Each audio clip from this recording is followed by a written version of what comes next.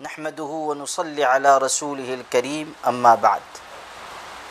بحیثیت مسلمان ہمارے لیے اس کائنات میں سب سے زیادہ لائق احترام ہستی حضور اکرم سرکار دو عالم صلی اللہ علیہ وسلم کی ہے۔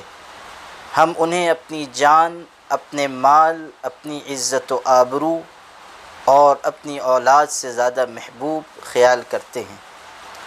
ان کی شان اقدس میں کسی طرح کی گستاخی ہمارے لیے ناقابل برداشت اور سخت اذیت ناک ہے۔ فرانس کے باشندوں اور خاص طریقے پر وہاں کے صدر نے حضور اکرم صلی اللہ علیہ وسلم کی شان اقدس میں جس طرح گستاخی کی اور وہ اس پر اڑے ہوئے ہیں، یہ ہم سب کے لیے انتہائی تکلیف دہ ہے۔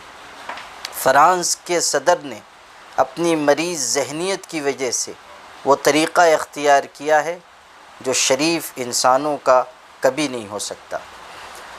تمام مسلمانوں سے میں اس بات کی درخواست کرتا ہوں کہ وہ فرانسیسی مصنوعات کا مکمل طریقے پر بائیکاٹ کریں جب تک ہم ایسے گستاخ، نامعقول اور گندی ذہنیت رکھنے والوں کو معاشی طریقے پر سبق نہیں سکھائیں گے اور ان کے خلاف منظم نہیں ہوں گے، وہ اپنی حرکتوں سے باز نہیں آئیں گے۔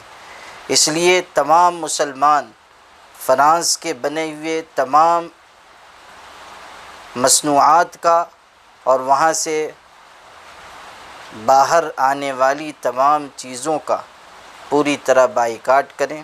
اسی طرح کل بروز جمعرات 11 ربیع الاول کو شام 7 بجے سے social media desk All India Muslim personal law board کی طرف سے ایک ٹویٹر ٹرینڈ چلایا جا رہا ہے۔